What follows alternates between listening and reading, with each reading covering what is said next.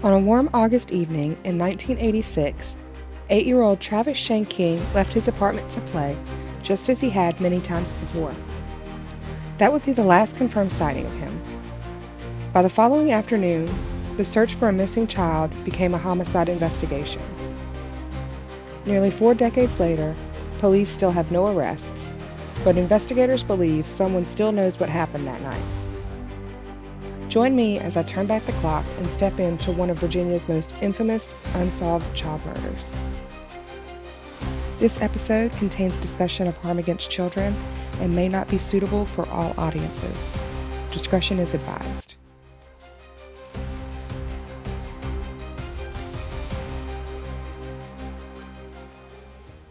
Virginia is filled with history, hidden secrets, and stories that refuse to be forgotten.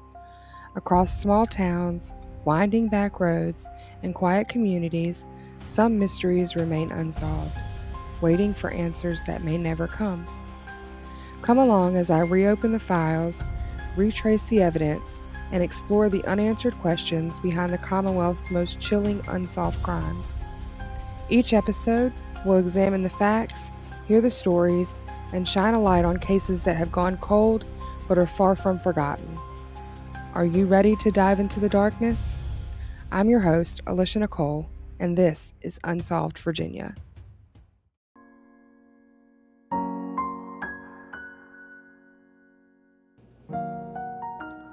There are some stories that never truly end.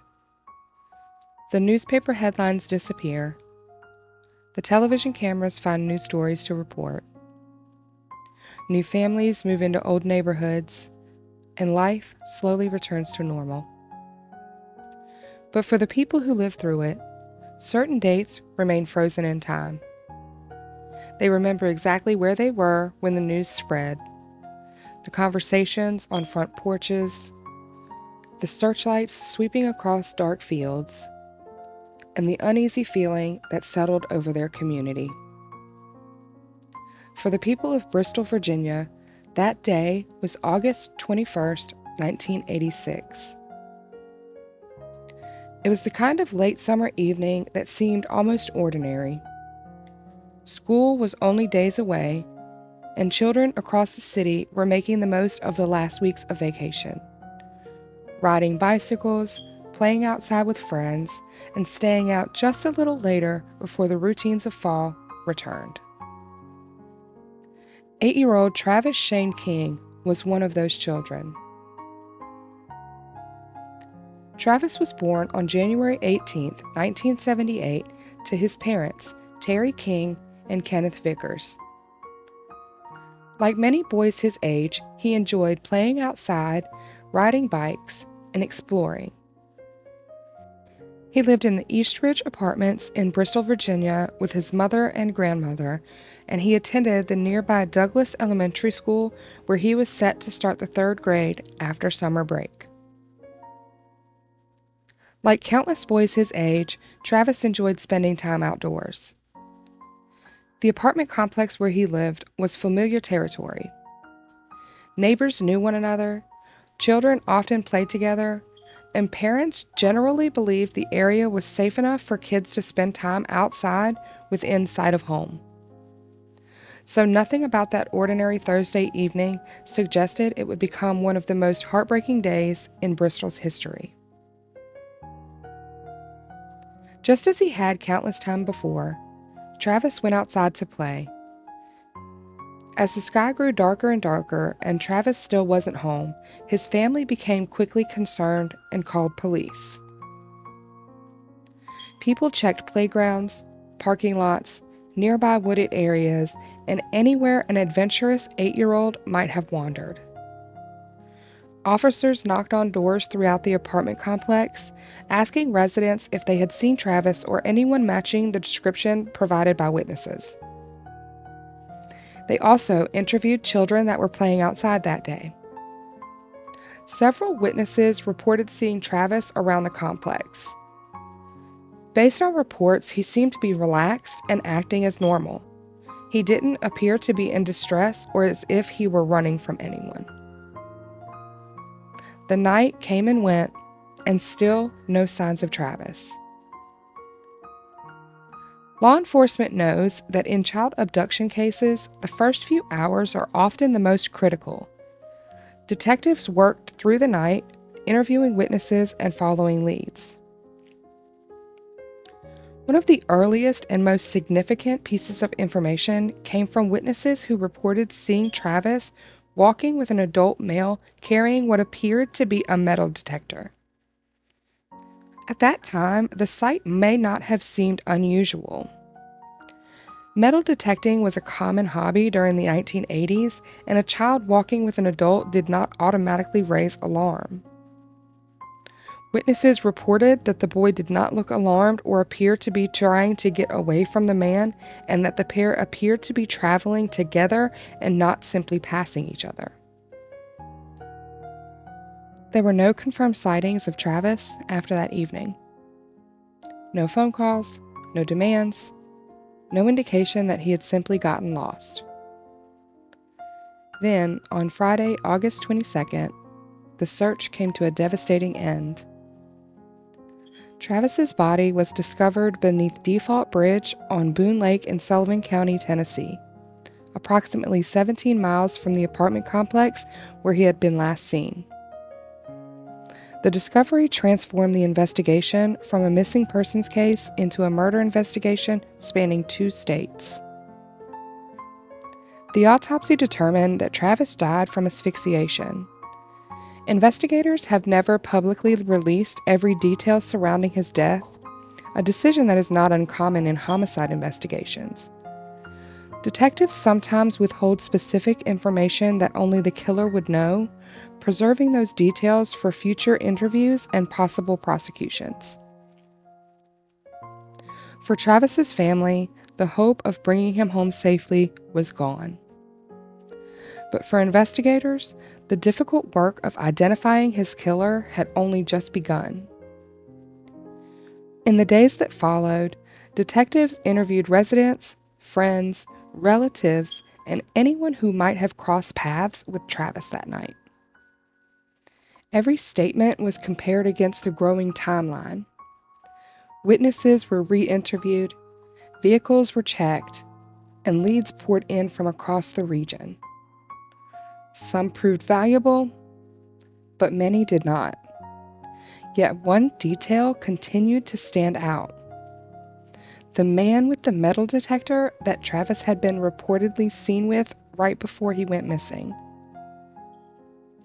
Finding that man became one of the investigation's earliest and biggest priorities. Detectives worked vigorously to identify everyone who had been in and around the apartment complex that evening, and most importantly, to identify the man seen with Travis before he went missing. As they followed leads and interviewed people, one individual gradually drew increasing attention. Fred Howard Coffey Jr. You see, according to what I could find, Coffey Jr. lived in or near the East Ridge apartments at the time Travis disappeared, and many witnesses reportedly say he was the man seen with Travis shortly before he went missing. He was also reportedly seen talking to other children in the area that day, and may have been seen driving the neighborhood close to the time of the disappearance. Witnesses also reportedly claim that Coffey may have been in possession of Travis's bicycle, but those reports were difficult for investigators to corroborate. Being seen with a child shortly before they go missing and then turn up murdered is extremely suspicious. But legally, it only proves one thing: that they were together. It does not prove that Coffey abducted him, killed him, where they went afterwards, or what happened next. During the investigation, there were also witnesses that claimed that Coffey acted suspicious after the boy's murder, claiming that he seemed nervous and changed certain aspects of his routine. He also reportedly made statements after the fact that could suggest he knows more about the case than he initially led investigators to believe. Friends and acquaintances of Coffey were interviewed, and some claimed he was odd, unpredictable, and had a temper. while others said that they had never known him to hurt anyone and that they had no reason to believe he was involved in what happened to Travis. So as you can imagine, those conflicting accounts only added to the obstacles of building an airtight case. There were also reports that Coffey had an unusual interest in young boys. Some claimed that he would try to befriend young boys and sometimes offered them rides and gifts. Even though these claims made investigators look at Coffey more closely, none of them were concrete evidence that he had abducted and killed Travis. Even though investigators have long stated they believed Coffey Jr. was involved, suspicion isn't proof. And without that, there could be no arrest, no trial, and ultimately no conviction. So eventually, the case ran cold. Years later, Coffey Jr. was convicted in the unrelated murder of 10-year-old Amanda Ray in Charlotte, North Carolina, who had gone missing shortly after being seen with Coffey. Amanda's body was discovered the following day in a wooded area near the lake where she had gone missing. Coffey was convicted of her murder and was ultimately sentenced to death. Naturally, this conviction only strengthened investigators' suspicion that he was in fact their man. You see, aside from the fact that investigators had long since identified him and named him as a suspect, there were similarities in the two cases.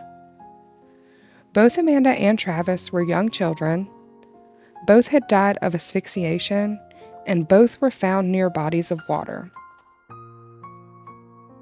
It is also worth noting that investigators have named him as a suspect or person of interest in multiple other child murder and abduction cases, including the abduction and murder of 5-year-old Neely Smith in Mecklenburg County. Now, it is important that I distinguish between suspicion and conviction. Although investigators have publicly named him as their longtime suspect and have spoken out about the strength of their belief, no court has ever found him guilty of Travis's murder, and no criminal conviction has been obtained in this case. That distinction remains central to understanding why the investigation continues nearly 4 decades later. Despite countless hours of investigative work, detectives have never stopped asking the same question they asked on that August evening in 1986. Who saw something they never reported? Sometimes the smallest detail, a forgotten conversation, an unusual encounter, or a memory that seemed unimportant, becomes the key to solving a cold case years later. For investigators, that possibility still exists today, because somewhere, someone may still remember the boy who walked away. If you have information about the disappearance and murder of Travis Shane King, the Bristol police urge you to contact them at 276-645-7400, or you can call the tip line at 276-466-8477. Until next time, stay vigilant, stay aware, stay alive. This is Alicia. Thanks for listening.